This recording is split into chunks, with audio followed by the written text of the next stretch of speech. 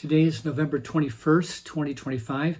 My name is Rob Carr of Kalamazoo Right to Life, and this is Pro-Life Week. Well, a few things today. Normally, I don't do a recording on Friday, but as they say, it is what it is, and today is Friday. So you'll be getting this probably on the website early next week. So an interesting article on lifenews.com. In 2021, the last year for which data is reasonably complete, about 68 million people in the world died from disease, accidents, violence, and old age. The same year, according to the World Health Organization, about 73 million lives were lost from another cause, medically induced abortion. 68 million died, accidents, deaths, crime. 73 million were aborted in that 1 year. Medically induced, I'm assuming that means surgical as well as the abortion pill. Okay. Assuming an aborted fetus is a person, a hot debate between pro-choice and pro-life advocates. This means that abortion is not only the leading cause of death worldwide, but greater than all other causes combined.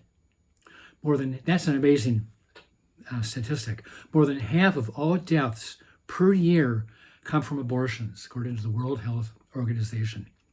A declining birth rate in the world makes every child born more important. Some 2/3 of the world's population live in countries where the birth rate is below 2.1 babies per woman, the number needed to keep the population level or constant. In the U.S., the birth rate stands at 1.62. Remember, 2.1 is like ground zero. The U.S. is at 1.62. In other regions, it's worse, 1.5 in Europe, 1.2 in East Asia. Even countries with huge populations face losses. China's birth rate is now 1.2 children per woman, and the population declined by more than 2 million in 2023. In the U.S., you look at the census records in the last 100 years, the U.S. population continues to grow. But here in China, it is declining. The birth rate is a big factor.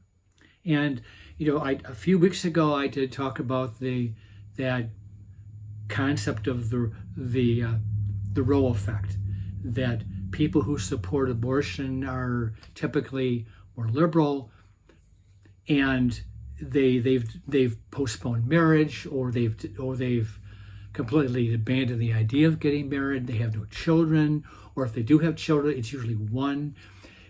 Conversely, conservatives, pro-life individuals are getting married a little bit younger, but they are having more than one child. So there's a spread there between the reproductive rates of the pro-abortion people and those of the pro-life movement. Okay, and I suppose in the long range, that's a good thing that we're having more children. But anyway, okay. Number 2, and this is a story that developed or was reported about a week ago. Michigan's State Board of Education approved on a 6-2 vote new health education standards, which include expanded objectives around LGBT relationships and gender, after more than 2 hours of impassioned public comment and deliberation by the board during a meeting in Lansing on Thursday, November 13th. A vote follows an outcry led by conservative groups and state Michigan lawmakers over the standards updates, particularly the inclusion of gender identity and expression. Nikki Snyder, a conservative member of the Board of Education, who voted against the standards, along with Tom McMillan, accused the Education Department of going rogue with this sex ed overhaul. Quote, there is a Department of Education massive overstep that is happening, she said, adding later, quote, when you say there are more than two genders, you are using the government and government-run schools to push your beliefs in schools. That violates the parental rights of those who disagree, unquote. And here's just a few of the items based on grade. In grades 6 through 8, this sex ed draft, curriculum draft, standards address gender identity, gender expression, and sexual orientation, explaining that, quote, they are distinct components of every individual's identity. I mean, when I think of growing up in the late 50s, early 60s, you know, the term gender was completely foreign. You know, when I was in high school, you know, the term gender was used to identify whether a noun, I think it was a noun, was masculine, feminine, or neuter. You know, it had to do with foreign languages. It didn't have to do with a person's sex. And then there was this separation between the word sex, biological sex, and gender, which is up here in the mind, sexual expression, what you think you are, as opposed to biological sex, which is what you were and which is what you are. So the liberal intelligentsia has made a big point of separating those two terms. And I've always considered them to be synonymous. Okay. Second item here. The standards, I think this is still for grades 6 through 8. The standards also guide educators to explain that emotional, romantic, and or sexual attraction to individuals of the same or different genders can change over time. It's kind of your emotions, your sexual identity, your appeal toward one sex or the other is fluid. It can change. I don't buy that one bit. Standards also recommend explaining the benefits of abstinence, that's good, decision making that aligns with an individual's family values and strategies for reducing the risk of sexually transmitted infections, STIs. They talk about the benefits of abstinence, but they do that in the context of giving students options. You know, like in the pro-life movement, we talked about options in the whole issue of abortion. You know, you go to Planned Parenthood. Planned Parenthood really does not give you options. They really don't. The pro-life movement is trying to give women the option to choose life. It's a far different option. Either the option at Planned Parenthood is the option to kill your baby. We're trying to say we want to give you a better option to give life to your unborn child, to let that child grow, be a part of your family. Okay.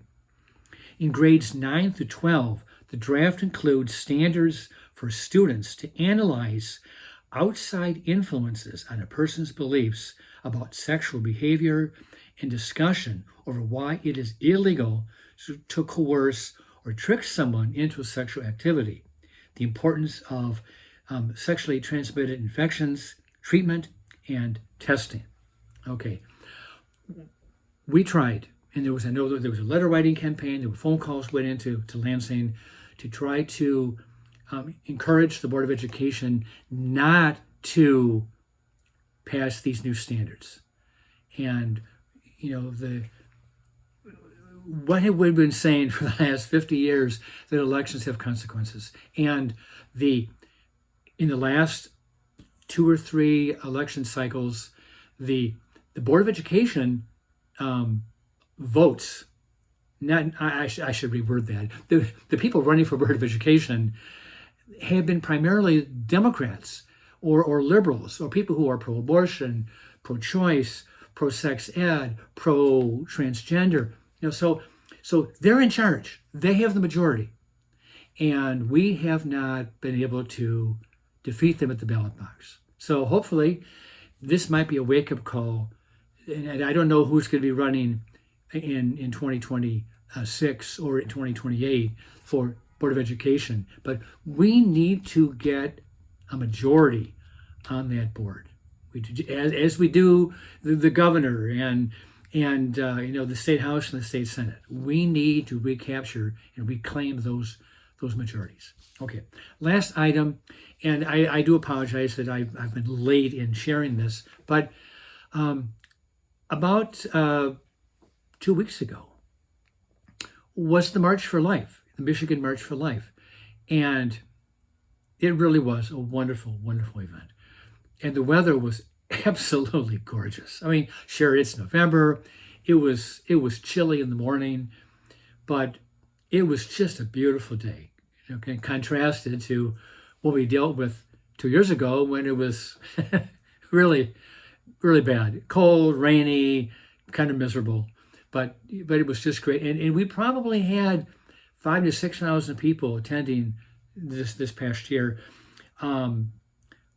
I've been told that whether it was by a helicopter or a drone or whatever, but the line after the speakers did their thing, we all got in formation and we marched about 5 blocks down to the Hall of Justice. And according to Right to Life in Michigan, with drones or helicopters or MLive or whatever it was, looking down at us, our line was a mile long. Well, that's a long, long line, a mile long. I may not compare to the March for Life in Washington, but those are people coming from all over the country. Well, this was an event that people from the state of Michigan attended. A mile long, that is an encouraging sign. And when I was there, you have no idea how many young people were there. I mean, lots and lots of high school students, maybe even some middle school, but primarily high school students from a lot of different schools all across probably the lower UP, the lower peninsula.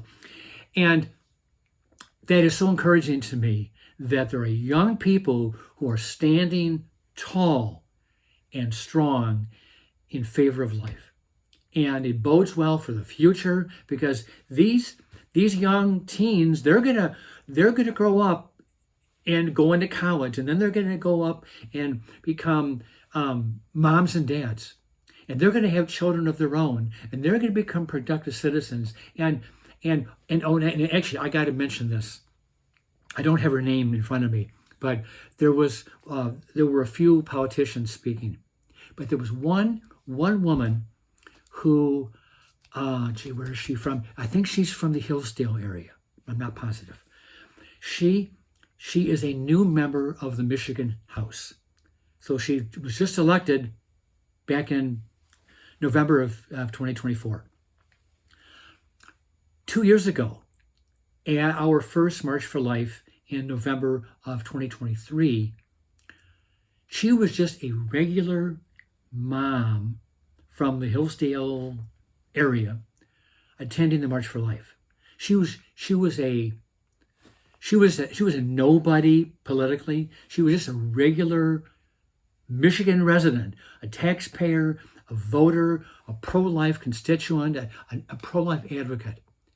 She was so inspired by that first March for Life that she prayed, Lord, what do you want me to do to affect change in Michigan and to help protect unborn babies? And she felt God leading her to run for state office. And she ran for state rep in a conservative district. She won. So she is now representing her area. And just think, in 2 years' time, she went from being just a spectator in the crowd to now being a member of the State House. And maybe other people who attended this year's rally will have that same effect. And they will ask God, what do you want me to do to save unborn life? With that, I'll let you go. I'll see you next time.